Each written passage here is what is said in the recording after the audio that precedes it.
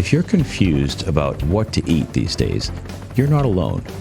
In this episode, I'm talking with nutrition expert and functional medicine practitioner Hally Brooke. And we talk about fad diets and how they affect our health and how to break through the noise and discover what actually works when it comes to eating. It's a great conversation. I think you're going to enjoy this. Here's a sample. Totally. If you go to a doctor and they prescribe you a drug without first asking you about your sleep, your exercise, your nutrition, and your relationships, you have a drug dealer, not a doctor. Wow. Powerful. Yeah. Powerful. That's a really good way to shift your thinking, isn't it? To shift your thinking and as a patient to help empower yourself. Like, I am such a fan of Western medicine. We need it. It is necessary, and it is a miracle that we have so many things available to us. But as a patient, if you walk into a doctor's office and they spend less than 15 minutes with you and don't actually ask you what's going on, find a different doctor. Welcome to the Natural Health Matters podcast, where it's all about maximizing your health potential so that you can look and feel your best at any age. I'm your host, David Sandstrom, naturopathic doctor and biblical health coach, and this is episode number 110.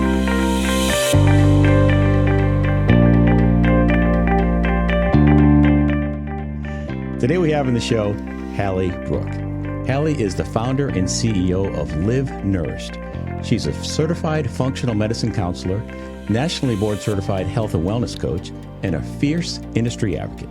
Her life mission is to encourage, empower, and free women by teaching healing. Hally, welcome to Natural Health Matters. It's so great to be here, David. Thank you for having me. Oh, it's a pleasure to meet you. I think you're going to have some great insights to share with the audience. So why don't you just tell us what it is that you do? Just give us a 35,000-foot view of what you do today. Yeah, absolutely. So I'm a functional nutrition counselor and health coach. So what that means is I look at root cause. So what's happening in someone's body, instead of playing whack-a-mole with symptoms, we go after the root cause of those symptoms. And then instead of walking away with some really crazy, overwhelming plan, I then step into health coaching mode and we walk people through a healing plan step by step. It didn't take, you didn't get to where you're at overnight. You're not going to get out of it overnight, but we're going to make it a step-by-step journey so that you can get back not just to health, but to full wellness. Very good. When I had my office, the typical client that came to see me had already seen a couple of medical doctors, and they didn't find a resolution to their issues.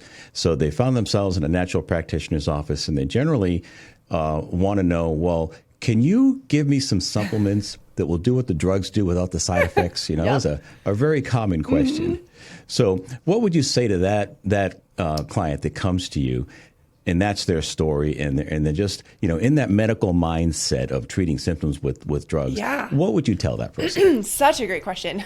I'll start with a story. So we had a client come to us, I think 3 months ago now, with a literal tub of supplements, like one of those, Costco size things. And she goes, this is what I've gotten from my doctor and my naturopath and my chiropractor and all of these things, and I'm taking all of them. And we're like, okay, yeah. So what would I say to that client? What did I say to that client? Is I said, well, let's start here. One, we're not a supplement company. So what we're going to look at is we're going to look at what's actually happening in your body, and we're going to go after healing those things. With that, there will be some supplementation required because there are probably some nutritional deficiencies that are hindering your body's own healing process. But this is not a symptom to medication system where we're treating one symptom with one supplement or one medication. We're saying we're going to go down to the absolute base of where all of this is coming from, and we're going to heal that. And with that, you might have 3 to 5 supplements that you're on in the short term, and then 1 to 2 that you're on in the long term. And that's it, because we're going to do it with lifestyle, and supplementation is part of lifestyle, but it's not the answer. Yeah, but Hally, you see, my doc said that I need these, and they do help some, but I'm just really tired of these side effects. Yeah. Can you help me? Yes, we can help you. The side effects are awful.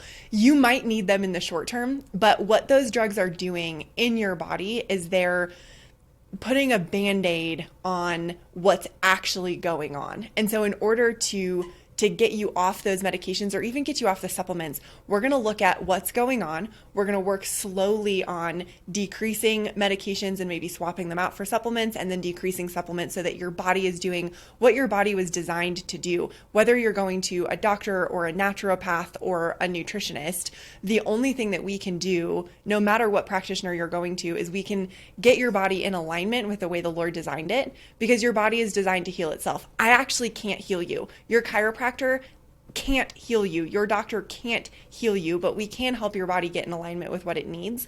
And what those drugs are doing is they're making you feel better, but they're not actually making you better. They're not actually getting you in alignment with how your body was designed to heal itself in the way that God designed it. And so we're going to put it in alignment, and we're going to let your body and let the Lord take it from there. Absolutely. That's great. We're doing a little play acting I love here, it. and I just want the audience to know that if you are on a prescription med, if you want to get off the drug, you've got to talk with your prescriber about that. That's the law. And it's a good law, because there could be issues with getting off that med too rapidly, or, getting off meds is a great goal. Yes. But you have to do that with your prescriber. Yep. So that's not what I do. That's not what Hally does. But when you build health from the inside out, you will likely find that you have less of a need for those medications. Yep. So that's kind of the way the process works. I just wanted to make sure we're clear on that. Well said. Absolutely. Yeah. So, Hally, was there an event in your life that led you down this path into holistic wellness, or how did you get into doing what you do Yeah, today? absolutely. So the really long story short, I came out of college thinking I wanted to go into medicine. I ended up going and did Teach for America, which I thought was going to be kind of a 2-year stint, and then med school. And I ended up teaching math in the inner city for 9 years. Totally crazy. During that time, Wow, tough job. Yeah, really tough job, really rewarding job, very high stress job. And because of that super high stress, I got really sick. I was diagnosed with IBD, which is a gastroenterologist quote says that's what we diagnose patients with when we don't know what's wrong with them and we don't have a drug to fix it. So At least he was honest. At least he was honest. That was one that I internshipped with later. So that's what I was told, and kind of told, chicken and lettuce is what it's going to look like for the rest of your life, and good luck with that. And I said, one, IBS is not the only thing I'm dealing with. Like, I can't keep weight on. I'm 5'9", and at that point in my life, I was 108 pounds. Like, that's just not cute. That looks like a victim of abuse. Holocaust Yeah, victim. yeah, it was not good. I couldn't put on weight to save my life. My skin was gray. I had horrible acne. I was dealing with emotional dysregulation and anxiety and depression, which I hadn't dealt with before ever. And something in me just knew that something else was going on. So I kind of stumbled into functional medicine looking for answers for myself. And then the fun part of that story that I don't get to share on podcasts very often, but I do hear is, so part of that journey is I found functional medicine. I found gut healing protocols, and I started working myself through that. This was back before functional medicine was more well known. There weren't really practitioners. I was kind of just going off of Google and NCBI research. So I put myself on an elimination diet. I started working with L-glutamine and a handful of supplements to increase my mucosal lining and change my microbiome. And it was helping, but it didn't solve all of the problems. And there's I don't know what she is, some sort of natural doctor or something in a town local to me called Manitou Springs, who I'd gone to one other time before, and it was not faith-based. It was very like, hold the crystals and talk to the universe. And she helped me, but I also very common in the space. And I just got a check in my spirit that something was off. She helped me, but it wasn't quite right. So I didn't go back to her. And then I hit this point in my healing journey where I was so sick and I'd gotten no answers from doctors. And at this point, my own protocol wasn't working. And I was totally desperate. So I texted one of my kind of older mentors and just said, hey, this is too close to my face. I just need you to listen to me, like listen to the Lord for a yes or a no. Am I allowed to go back to this woman? Because she's the only person who's helped me before. And my mentor texted me back and said, I have a check in my spirit too. I don't think so, but we have a healing prayer appointment tomorrow afternoon. Are you able to make it? And I was like, yes. So I went in for healing prayer, And it ended up being healing prayer around my identity and someone that I had dated way back in high school and college. And as they were praying for the restoration of my identity, I felt something physically in my stomach go bloop, bloop, bloop, and out. And from that point forward, I have been better. So I finished. Wow, yeah. love So it. crazy. I mean, that is, Yeah. I hear Cool me. story. Yeah. I hear miracle stories all the time. And to have one of my own, it is as mind boggling and crazy as it sounds. So I finished my elimination diet, and since then I've kind of gone back and forth. Like I'll do a healing gut protocol for myself once every couple months just to keep things working well. But between the Lord and functional medicine, I am better. So I went back to school and started a practice, and here I am. That's a great story. If you're new to the show, I want you to know that we're talking about a faith-based approach here, and it's my contention that we maximize our health potential when we align our lives more fully with God's natural design for spirit, mind, and body. And it's nothing, hocus pocus or anything like that. It's just that God has our well-being in mind. And when he gives us an instruction and he tells us to pursue relationships, pursue forgiveness, and to have connectedness with other human beings, and he created nature for us to enjoy and spending time in nature, all these things are health promoting. Yes. So when as a practitioner, what we got to do is figure out, we know that, and Hally knows that our bodies are designed to heal themselves. Our default setting is health. And if we're not experiencing vibrant health, there's some obstacle that's blocking the body from doing what it wants to do and what it already knows how to do. So our jobs as practitioners is to identify that obstacle, get it out of the way, and sit back and watch the body do its magnificent thing, and that is to thrive. So I love it. I love when someone, I think the best people to talk to about health and wellness are followers of Jesus Christ that have a biblical mindset, because really naturopathy is based in biblical principles. I've been a follower of Jesus Christ for a little over 30 years, and I've been a naturopath for about 15 years. And when I started studying naturopathy, I realized that there are so many parallels between the natural approach to health and biblical teaching and the way we're supposed to live our lives. I'm just really excited to meet somebody that really understands those principles and is putting them into practice and helping people with them. Thank you. Well, the feeling's mutual. Well, thank you. So Hally, I know you're big on nutrition. One of the things that I know, especially by the time this episode airs, is going to be shortly into the new year, and there's going to be a lot of people thinking about diets and a lot of people thinking about losing weight. So we know that the traditional approach to dieting doesn't work. It falls on its face in very short order. So can you talk to us a little bit about why that is and what we can do about it? Yeah, absolutely. My favorite quote is the diet industry is a $300 billion industry with a 95% fail rate, and we just keep giving it more money. If anything else had a 95% fail rate, like if you went to your mechanic and was like, yeah, I'll fix your car for $400, it's 95% going to fail, but like we would find a different mechanic.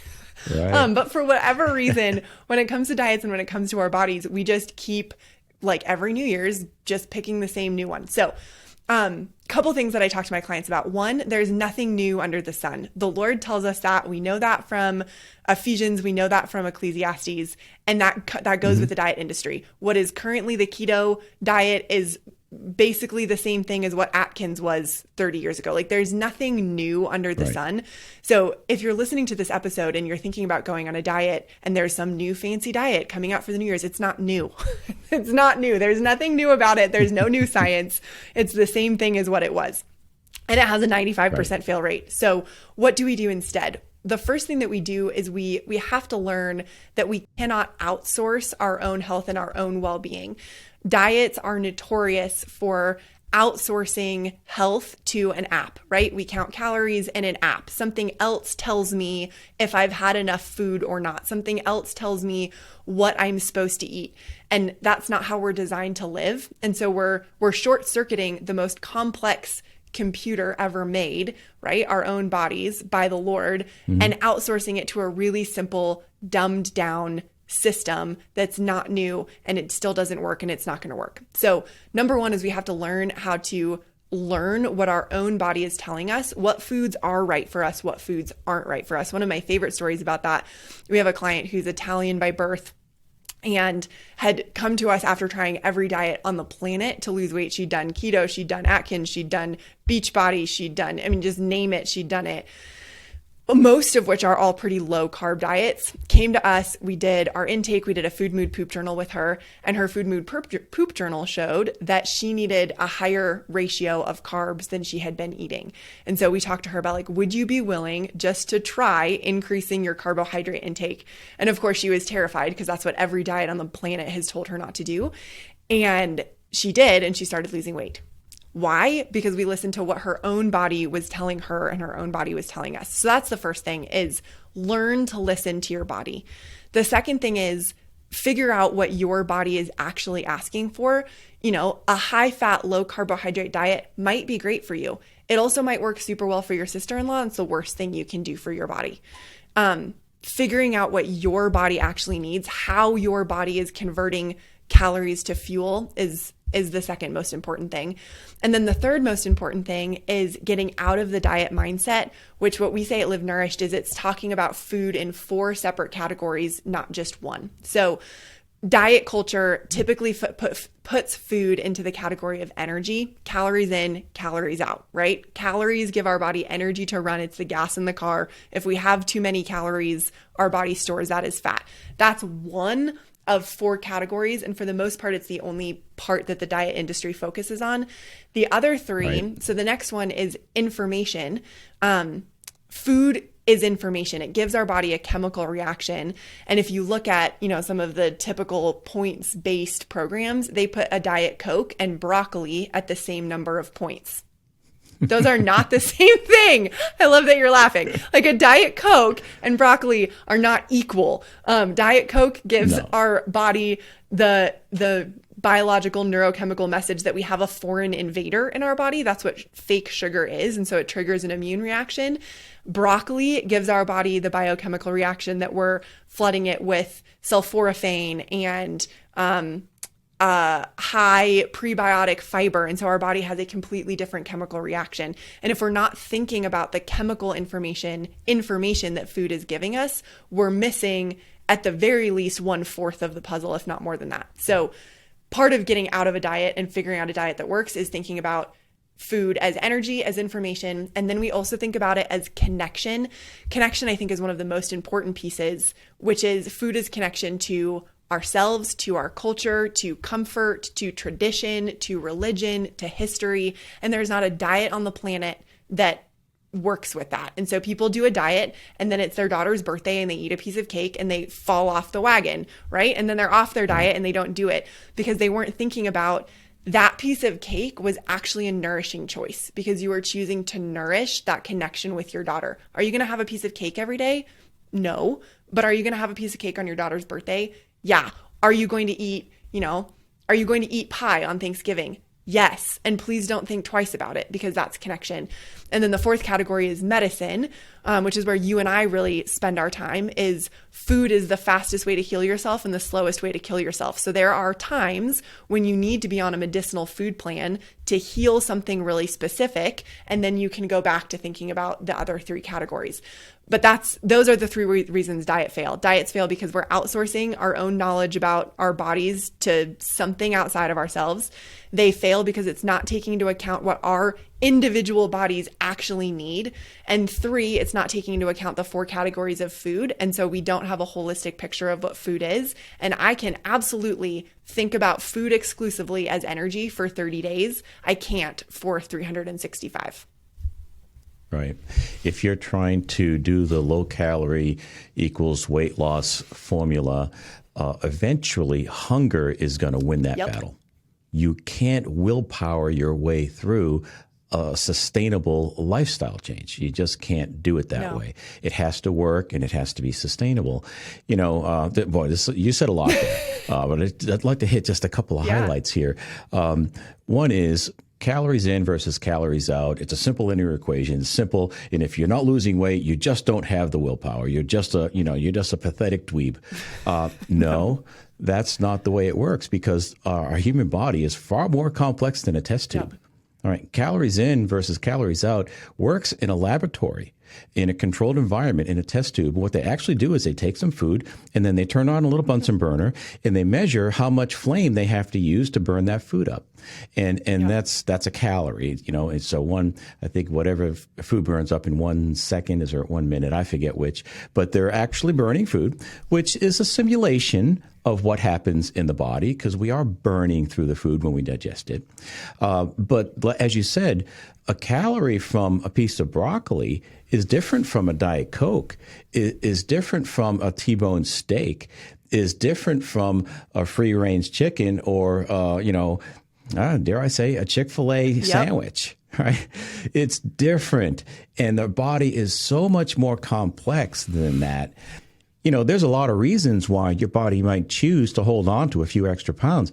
If your liver is toxic, well, it has to store some of those toxins somewhere in the body, and fat is the least harmful place to store toxins. Yep. So the body's very intelligent. It's very smart, and it wants to survive. It's programmed for survival. And carrying a few extra pounds might just be what you need at that moment. But as you build health, you're going to find that the weight will automatically come off. I tell people this, and that is, we don't lose weight in order to get healthy. Yeah. We get healthy in order to lose weight, because a healthy person doesn't have to think about their weight. So when you address the health issues, as I was talking about earlier, those obstacles that are getting in the way of your body doing what it wants to do, when you start, chopping down trees, you start to get a path going and the body will run with that. And weight just becomes a non-issue if you're embracing a healthy lifestyle. Yep. So this calories, it's amazing how long this calories in versus calories out myth has been perpetuated. Forever. But I would suggest that we're up against a very well-funded marketing machine, right? Oh, yeah. A very well-funded marketing machine. I had a client who came to me about a year ago. There's a really fancy food in a box diet that claims that they have health coaches and you can lose super fast pounds. And she's like, I lost 30 pounds in 60 days. And I said, cool. Okay. Why are you coming to me? And she goes, well, I now have an autoimmune disorder and I've gained 60 pounds back. And I said, yeah. And that's what happens. That you can lose 30 pounds in 30 days. Sure. You're not going to be able to keep it off and it's going to do damage to your body. So how do we do this in a healthy, sustainable way? Yep. Yeah. Yeah, absolutely. So a couple more questions. So you said you did a food, mood, and poop test. Yep, food, mood, poop. So what does that look like? Can you explain that? Yeah, absolutely. So food, what you're eating, how your body's processing it, so what's coming out the other end, and then the chemical response, your mood and your energy level are both the gold standard and the easiest way to figure out what your body is doing. We can do $800 microbiome tests. We can do, kind of extensive lab tests, but spending a week looking at your food, your mood, and your poop can tell us 99% of what we actually need to know. So what is that? We have our clients, when they first come to us, they track what they're eating, their mood and their energy level immediately before eating, immediately after eating, and then 2 hours after eating. And when I say mood, I'm literally talking about an emotions wheel. I'm happy, I'm sad, I'm mad, I'm angry, whatever. Energy level is 0 to 10. 10 is I could go run a marathon right now. 0 is I can't get off the couch. And then they're tracking their poop. We have a little poop journal. They can say, poop type 1 through 6, what happened, what time of day. And so with that, the 2 hours after you eat is the most important that we look at. And that's how, for example, this client who needed more carbohydrates, every time she had a meal that had a certain level of carbohydrates, 2 hours after, she was still feeling energized and she had a positive mood. When she was in this keto kind of area, 2 hours after, she was absolutely crashing both energy and mood. And she's an OBGYN doctor. You cannot be crashing while you're delivering a baby. Not an option. That's what we're doing. We're looking at the chemical process. How is it affecting your emotions and your energy? And then how is your body processing it? What's coming out the other end? Wow, very good. Yeah. That's really a practical way of looking at it that actually works, right? As opposed to the one size fits all, right? There's no such thing as a one size fits all diet. Never has been, never will be. Get that idea out of your head, just like the linear equation for calories too. Yes. You got to drop this way of thinking, or you're never going to experience success with your diet. And you mentioned emotions, and that's a really important component of figuring out what foods are right and wrong for you. Yeah. And you said emotion wheel, and it was funny. I was going through an emotion wheel yesterday. I lead a marriage group, my wife and I, and we were talking about identifying emotions within the marital context. And there's a really good chart. It's called All the Feels. And I'll put a link in the show notes to this, but it's allthefeels.app. And you can go to this website and you can actually put this stuff in online and record your emotions over the course of a week, which I think is kind of cool. Yeah. So I'll put a link to that in the show notes. It's a really great way to explore what you're really feeling, because a lot of times we're feeling something, but we don't really have a name for it. Right? We can't just put a handle on it. So this chart is the wheel is very useful. I'll put a link in the show notes. But I don't often mention this on the show, but I'm a certified metabolic typing advisor, and it's based around the book The Metabolic Typing Diet by Bill Walcott. And I think it's one of the best books ever written on nutrition. And one of the things that you do when you take that training is you learn how to assess a client's condition before and after a meal, just like you were saying. And metabolic typing system uses what we call a diet check record. And you look at mood and you say, how did I feel before I ate? And then, an hour or two later, what was my mood like? But we also look at, what was my memory like? Did I have a brain fog afterwards? How was my appetite? Was I satiated, or was I standing in front of the fridge looking for a snack an hour later? Right. Also, your energy level. Was my energy uplifted? You should have energy after the meal. If you're doing the head bob 90 minutes later, it's a good reason to suspect something you ate was not right for you. And what's right for me might not be right for Hally, and it might not be right for you, the listener. So, the Roman philosopher Lucretius said, one man's food is another man's poison. And that was a long time ago. And he observed that. This was, centuries ago. And it's still true today. So we've got, as Hally was saying, we've got to get away from the fads, and we've got to get on to timeless truths, because truth is there for all times. I like to say this about truth. Truth is applicable to all people in all places at all times. And if you get a hold of a truth when it comes to lifestyle and diet and nutrition, you won't be susceptible to the fad diets as they come along. Yeah, absolutely. And if you understand how your body works, ancient wisdom as well, Hippocrates 2,500 years ago said, all illness begins in the gut. So one man's food is another man's poison. All illness begins in the gut. We have the research to back that up now, which is cool, but it's a truth. It's a baseline from the beginning of time truth. Absolutely. Well, that brings up another thing I wanted to get into, Hally, is the gut-brain connection. A lot of people are calling the gut the second brain these days, because there's a lot more nerve endings there, and a lot bigger part of the nervous system than we once believed. So, could you talk a little bit about the gut-brain connection? Because I know this is a hot topic today. So, can you shed some light on that? Absolutely, it's a hot topic. It's one of my absolute favorite things to talk about. This is where I specialize, and I can get so nerdy. So, just to give you a couple little fun facts to get the conversation going.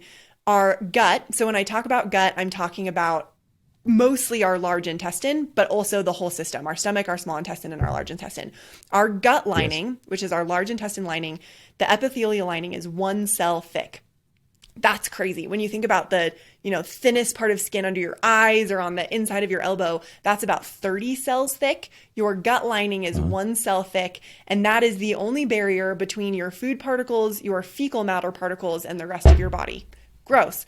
So, and you're using that probably 3 times a day or more. Every single time you put something in your mouth, whether it's 2 M&Ms or an entire dinner, you are using that system. And so the importance of having a good mucosal barrier and healthy bacteria to help break down and ferment food in that gut lining is so important, because if you get one tiny tear in a 1 cell thick gut lining, now you have food, poop, all sorts of things leaking out, which triggers an immune reaction, which then triggers brain fog and all of those other things. So that's one fun fact.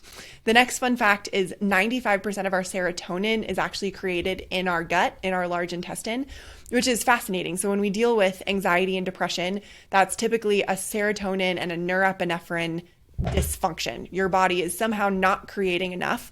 And so with traditional Western medicine, we treat that with SSRIs or SSNRIs, selective serotonin and norepinephrine reuptake inhibitors, which for our listeners just means it's preventing your body from reabsorbing whatever is already in your body. The problem with that is if you're dealing with anxiety and depression, you already don't have enough of those things in your body. So the drug that you're taking isn't helping you create more. It's just helping you keep whatever's in your system in your system. If we want to create more, Right. we have to go to where the more is created, which is in our gut. 95% of our serotonin is created in our gut. So let's start there. And then my third favorite functional medicine fact about the gut is when an embryo is developing, obviously an embryo starts with just 2 cells, and then it starts dividing in all these crazy miraculous ways, and cells start differentiating themselves and becoming specialized. The specialized group of cells that creates your brain is the exact same group of cells that creates your gut. From that specialized group is what comes those 2 things. And so your gut being your second brain or your gut being your first brain is absolutely true from a neurobiological beginning of life level. Wow. That's powerful Yeah. stuff. That is really good stuff. Yeah, so there's a lot of people out there that are going to a psychiatrist who's an MD. And what do MDs do? They prescribe. Yep. They're not looking at, they're not trained to maximize your health potential. They're trained to look for disease states. And they've been taught in a reductionist fashion that human beings are nothing more than a random collection of atoms and molecules. So if you have a mood problem, well, you must have a chemical imbalance. Let's try to correct that with more chemicals. Which, it can help some people. I'm not saying there isn't a time and a place for psychiatric meds. Right. They can be useful, but they shouldn't be our front line of defense. Right. They should be a last resort. After you've exhausted the natural approaches. You've gone through all you can do with nutrition and healthy lifestyle changes and detoxification and doing the Candida cleanse, which is dealing with the yeast overgrowth in the gut, looking for parasites, those kinds of things. Get that gut function back the way it's supposed to work, and you might just find that your mood improves, the depression lifts, and the anxiety is more controllable. Yeah. I'm assuming you do see that with your clients. Yeah, we see that a lot. I was going to say too, you said that chemical response should be our last resort. I agree it should be a last resort, but it can also be what I call a bridge resort. Sometimes in order to do some of those lifestyle changes, we have to get someone at least out of the hole. And so we can use an SSRI to get them out of the hole. And then we can start building up these lifestyle things. Let's actually get more serotonin in your body. And now we can get you off of those SSRIs. We have a client who we're working with right now who was put on an SSRI I think when she was 17, because she went through a bad breakup and her mom didn't like her being sad, which is so sad to me because sadness is a legitimate emotion that Jesus himself experienced. And so That's right. in our westernized society, we say that sadness is a bad emotion and we try to fix it, which just makes it worse. Sadness is not a bad emotion. If you're sad, feel it. Sadness and depression are not the same thing. Depression often comes from sadness that's been shoved under a rug. So if you're sad, cry, take a bath, light a candle, cry. Anyway, so this client, 17 years old, got put on an SSRI because she had a bad breakup, hadn't dealt with anxiety and depression ever since then, and then has just been on an SSRI ever since. She's now 36 and is dealing with infertility issues. And it takes some digging through the research to get to one of the side effects of long-term SSRI exposure is infertility. And it's just heartbreaking. Like, we're going to get her to a point where she can get off her SSRI and then we can start dealing with some of these other things. But that is so sad. Like, what she needed at 17 maybe was an SSRI to get her out of the hole. But then we needed to get her off that by the time she was 19 so that she wasn't just on it her whole life. So yeah, we see that a lot. We have clients who are coming to us who are either on those medications and want to get off, or who are coming to us because they've been told that that's the only thing that they can do and they want to do something different. One thing that I say to my clients all the time, and I know you do too, David, is this is a quote from Dr. Frank D. Eisen. I'm going to totally butcher his name. I'll send it to you and you can put it in the show notes. But if you have a doctor and you go to that doctor and they give you a medication without asking you about your exercise, your sleep, your nutrition, and your relationships, you have a drug dealer, not a doctor. And I think that's so powerful. Like when someone comes to us and they're dealing with anxiety and depression, the first thing that I ask them is, where do you think that's coming from?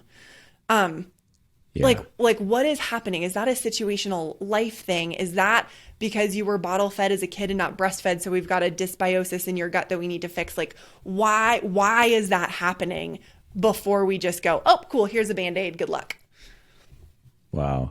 Will you say that again about the drug pusher? Yeah, say that totally. again. If you go to a doctor and they prescribe you a drug without first asking you about your sleep, your exercise, your nutrition, and your relationships, you have a drug dealer, not a doctor. Wow. Powerful. Powerful. That's a really good way to shift your thinking, isn't it? To shift your thinking and as a patient to help empower yourself. Like I am such a fan of Western medicine. We need it. It is necessary and it is a miracle that we have so many things available to us. But as a patient, if you walk into a doctor's office and they spend less than 15 minutes with you and don't actually ask you what's going on, find a different doctor. Your relationship with your practitioner should be an expert to expert relationship. When someone comes to me, I'm the expert in nutrition, but you're the expert in your body. Like you live in your body every single day and you live in your life every single day. And so it needs to be an expert to relationship, not a authority to peon relationship. And that's something to pay attention to when you're trying out a new practitioner. Yeah, absolutely.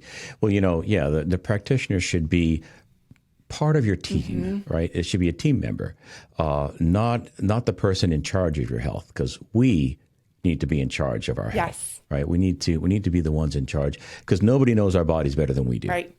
Right. Doctors have a lot of education and they serve a really good purpose. A few years ago, I was foolishly up on a ladder on a tree and I was trimming some branches and the ladder came off the tree and I fell 26 feet and I crushed my heel. And I'm not talking about a crack. I'm talking about I crushed it. And it was a severe injury. And I was glad that I got with a great surgeon and he literally put Humpty Dumpty back together again. And I'll tell you what, I am very grateful for what that surgeon did for me. So there is an absolute time and a place. And we got some of the best emergency rooms and best doctors and nurses in the world here in this country. But we need to know when and how to use their services and use them appropriately when it's right to do so. If you're dealing with a chronic health condition, you're better served with natural principles. You're better served with lifestyle changes, lifestyle interventions, and supporting the body, coming alongside the body's natural systems, and supporting that and letting healing take place on its own. Because as you said earlier, and you said it well, doctors don't heal you. Your body heals itself. Yeah. Your surgeon put you back together, and then it's the way your body is designed that glued those bones back together.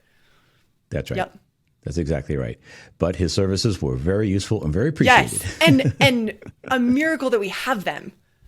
Yeah. Yeah, absolutely.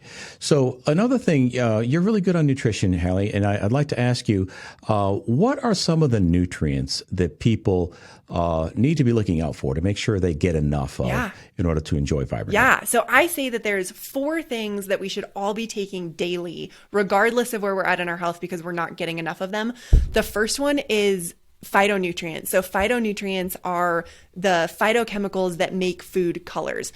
Ideally, we should be getting one of every single color in our body every single day.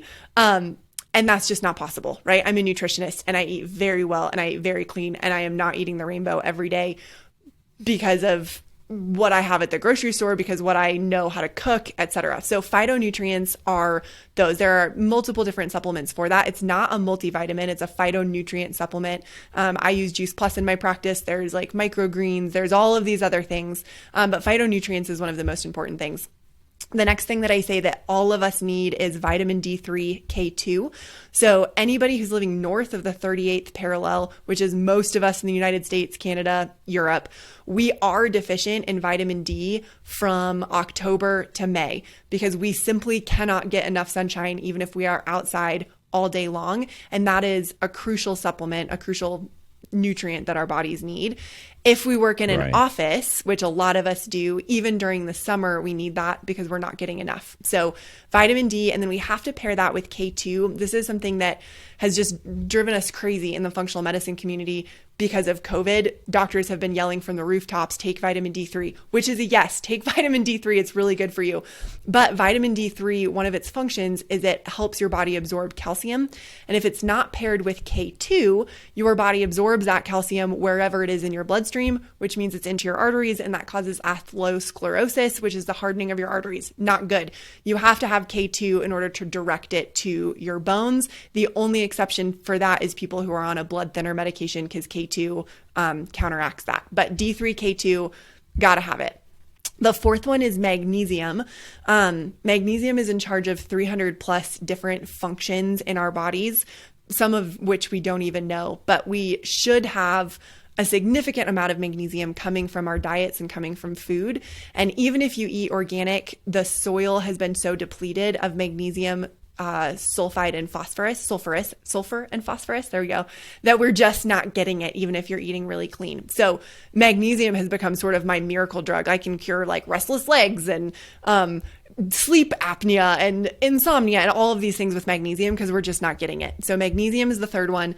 And then the fourth one is DHE3 omegas, so omega-3s. Same thing, unless you're eating at least 3 servings of mash fish a week, plus walnuts and almonds and avocados. We're not getting enough of that, and that's crucial for healthy metabolism and healthy brain. So those are the 4 that I say everyone should be putting in their body: phytonutrients, D3, K2, magnesium, and omegas. And really, if you have that, you're pretty set. You don't need much else unless you have a specific situation. So you don't normally recommend a multivitamin for people? I don't. Nope. Yeah. I don't for a couple reasons. One, multivitamins are from food originally, at least the good ones are. So all we're doing is we're taking supplements and minerals, we're extracting them, we're chemically or heat denaturing them and then rebinding them into a binding supplement. And even if you look at the back of the absolute best supplements on the planet, it pales in comparison to an apple. I have a picture that I can send you to put in the show notes if you want, but it shows you what the nutrition label of an apple would be. And so it's 500 different vitamins and minerals and nutrients and all of these things. And if you look at the best multivitamin on the market, it's like 25. Wow, yeah, that's awesome. Yeah, send that to me. I'll put I it in will. the show It's notes. That's one really of my cool. favorite pictures. So that's a huge reason. If we're taking phytonutrients, which is where we're going to get the majority of our vitamins and minerals, we don't need a multivitamin. And then low quality multivitamins we know can actually cause issues. Synthetic vitamins that you're getting at your big department stores or your grocery stores that are, $5 for a 300 pack, they can actually cause damage in your body. So in that case, I would rather you just not take anything. But yeah, a phytonutrient something is where we want to go. All right, very good. So where do you sit on the vegetarian carnivore equation? I love that question. I think I sit pretty in the middle. So the carnivore diet, where you only eat meat, we have seen be helpful for clients who have massive food allergies in the short term. I don't think the carnivore diet is something that you should do ever for more than 30 days. You're just not getting what you need. There's nothing out there that shows that you're getting what you need. The carnivore diet was made popular by one guy on YouTube.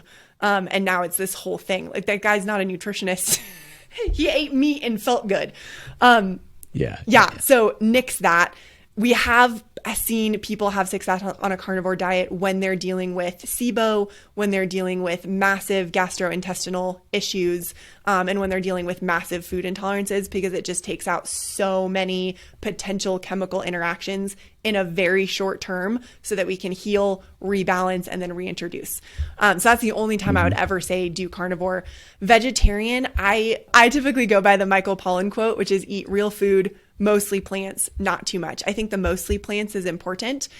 A plant-heavy diet is going to get you more phytonutrients, more nutrient capacity, and fewer toxins as long as you're eating organic. I don't think vegan vegetarianism in the long term is good for most people. We do have a handful of clients who are athletes or high-level competitors who do compete better on a vegan diet while they're competing, but they recover better on a well-rounded diet in between. So I would not say that it's a good thing long term. That said, with inflation, we have some clients who are dealing with financial issues, and we can get them incredibly good, healthy, well-rounded plant-based foods more easily than we can get them healthy, organic, safely sustained meat. And so in that case, financially speaking, absolutely. Let's do organic beans and rice and not, pesticide-laden, RHB-filled meat. That's kind of a long answer to say both of those have absolute places in our lives, in our journeys. I've been vegan for a time. I've kind of experimented with that on myself. And overall, eat real food, mostly plants, not too much. Yeah. Okay. That's pretty good. Man, there's a lot to say I know. there.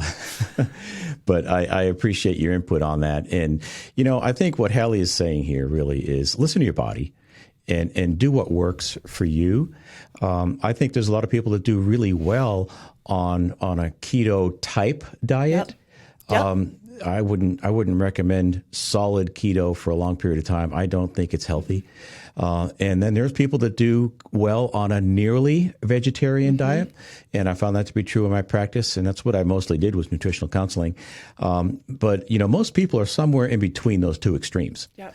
And you've got to do what works for you. Everyone is an individual.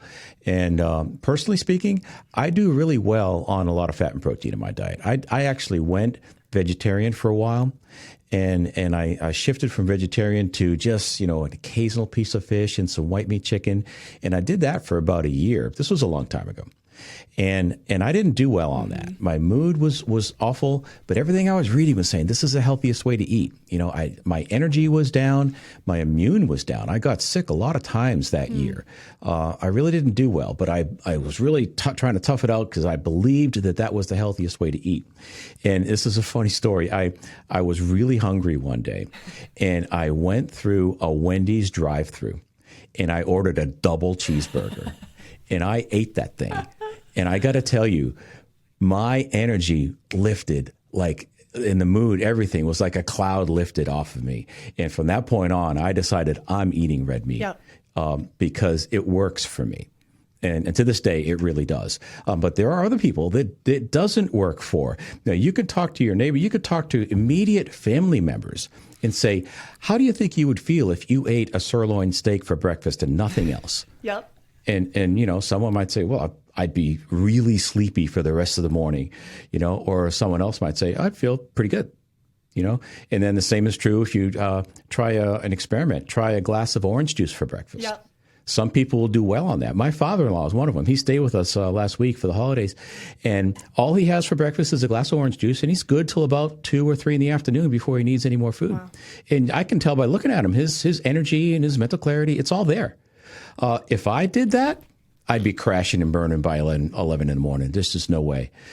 So everyone's different. You've got to listen to your body, listen to those signals. Your body's constantly talking to you, right? They tell us when we're sleepy. They tell us when we're sweaty and hot. They tell us when we're cold. They tell us when we're, itchy, you name it. There's a lot of ways the body communicates to us, but start tuning into those other cues of your mood, your sense of well-being, your energy, your satiety. All those things are clues as to how you should eat. But anyway, I don't want to go in circles here and repeat too much, but Anyway, any thoughts on that, Hally? No, it's so good. I was just going to tie it back to what we talked about earlier when we were talking about diets and the idea of outsourcing what's right for you to an app or an article or the next thing on Google versus listening to yourself. If your father-in-law read a bunch of articles, he probably wouldn't drink a glass of orange juice in the morning and he'd probably feel like trash, right? And so it's tying it back to I need to figure out what actually works for my body. You need to figure out what actually works for your body, not what the next best trending article on Google is saying or the next best diet. Like, it is about you and your body and how you're designed, and you cannot outsource it. Or you can outsource it and feel really terrible. It's fine. Absolutely. Absolutely. You know what? It might, that diet that your friend is on, it might work for you. Chances are it won't. Yep. Right. And chances are it won't work for your friend long term. That's true too. Yep. Yeah, very much so. All right, Hally, this has been great. If you wanted to just sum up the most important point of what you made today, what would you say? Ooh, I think it's what we just talked about. You have to figure out what works for your body. And a huge piece of that is working with a practitioner who can help you figure that out, because you're not going to find it on Google. Working with David, working with me, and learning what is right for your body. You are unique. There is only one you ever in history, from the beginning of time to the end of time, and that is how God created it. So you have to figure out what is right for you. And that is, if you take one thing away, take that away. Hally, thank you so much. If someone's resonating with this message and they want to get a hold of you, what's the best way to do that? Yeah, absolutely. So we do free consults, and you can find that right on our website at www.livenourishedcoaching.com. Free consult, just put in the thing that you found us on a podcast, and we'll also give you 20% off if you decide to work with us.